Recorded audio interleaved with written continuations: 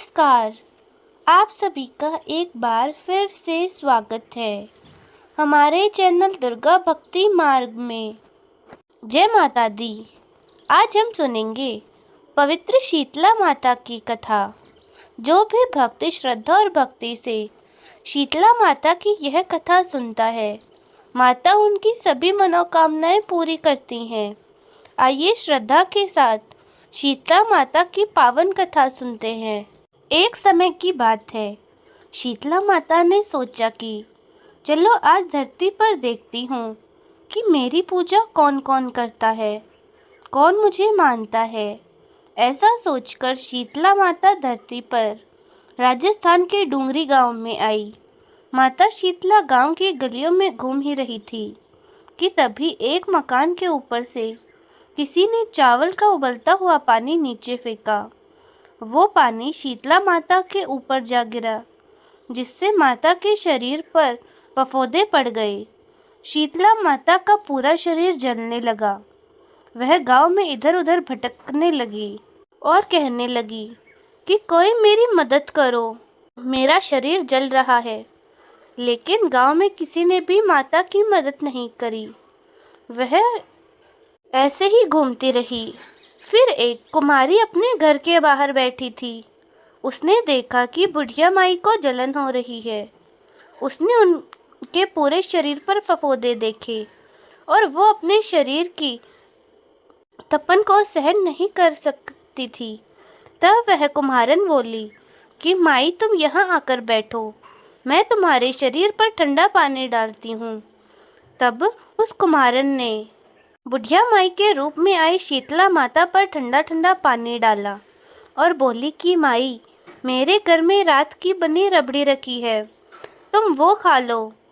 तो उस बुढ़िया माई ने वो ठंडी रबड़ी खा ली और दही खाया तो उनका शरीर अब ठंडे तापमान पर पहुंचा।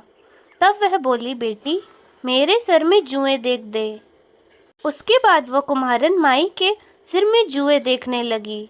उसने देखा कि उनके सिर के पीछे एक और आंख है, जिसे देखकर कुम्हारन डर गई और वहां से भागने लगी। तब बुढ़िया माई बोली, रुक बेटी, मैं भूत प्रेत नहीं हूँ, मैं तो शीतला देवी हूँ। तब माता ने अपना असली रूप धारण कर लिया। माता के दर्शन कर कुम्हारन रोने लगी और हाथ जोड़कर माई से बोली कि मेरे घर में चारों तरफ दरिद्रता है, मैं आपको कहाँ बैठाऊँ। मेरे घर में ना कोई चौकी है, ना ही आसन। शीतला माता प्रसन्न होकर उसको आश्वासन देती है और उसके घर के बाहर खड़े एक गधे पर बैठ गई और एक हाथ में झाड़ू और दूसरे हाथ में डलिया लेकर उन्होंने उस कुम्हारन के घर की दरिद्रता को झाड़कर डलिये में भरकर फेंक दिया और बोली, बेटी मैं तेरी सच्ची भक्ति से प्रसन्न हूँ, अब तुझे जो कुछ भी चाहिए वो मांग ले। तब कुम्हारन हाथ जोड़कर बोली, माता आप इसी गांव में स्थित होकर रहिए। जिस प्रकार आपने मेरे घर की दरिद्रता दूर की, जो भी व्यक्ति फागुन माह की अष्टमी पर भक्ति भाव से आपकी पूजा करे, आपको ठंडा जल और भोजन का भोग लगाए, उसके घर की दरिद्रता आप स्वयं दूर करे। माता ने उससे तथास्तु कहा और बोली, माता उससे कहती है, तो इस करवे के जल को अपनी झोपड़ी पर छिड़क लेना। कल सारे नगर में आग लगेगी, लेकिन तेरी झोपड़ी नहीं जलेगी। ऐसा कहकर माता अंतर्ध्यान हो गई। कुम्हारन ने ऐसा ही किया। रात हुई तो सारी नगरी में आग लग गई, पर कुम्हारन की झोपड़ी का एक बाल भी बाका नहीं हुआ।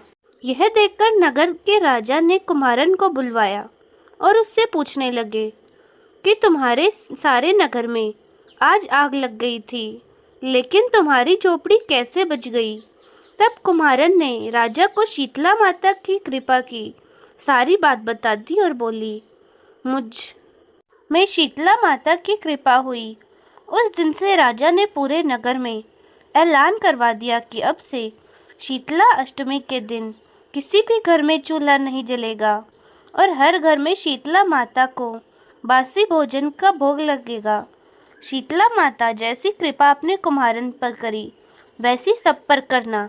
कहानी कहने वाले, सुनने वाले और हुकारा भरने वाले सबकी मनोकामनाओं को पूरा करना। इस प्रकार शीतला माता की पवित्र कथा समाप्त होती है। जो भी भक्त श्रद्धा और विश्वास से शीतला माँ की यह कथा सुनता या पढ़ता है, माता उसकी सभी मनोकामनाएं पूरी करती हैं और परिवार को सुख समृद्धि का आशीर्वाद देती हैं। जय शीतला माता।